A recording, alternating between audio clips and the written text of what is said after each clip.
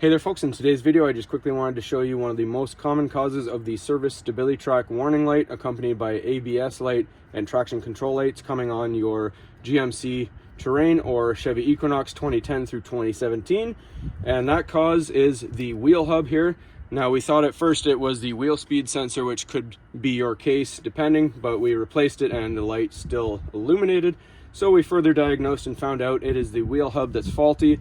And if you look, here's the old one, here's the new one, OEM fit just like the old one. You'll look at this brown ring, it's called a tone ring or exciter ring. Now, if you look at the old one, it's not there because when we took it off, it was actually stuck to the CV axle, and oftentimes you'll see they're just not there anymore, or they'll be missing pieces like this. That will give a faulty readout to your ABS wheel speed sensor. So we're in the middle of replacing this and we're doing a video for that. I'll put the link in the description for the full removal and install of the wheel hub. Keep in mind this is for the front wheel hub. The rear wheel hub is a different setup. So hopefully this is helpful to you. And as always, everybody, please don't forget to like and subscribe.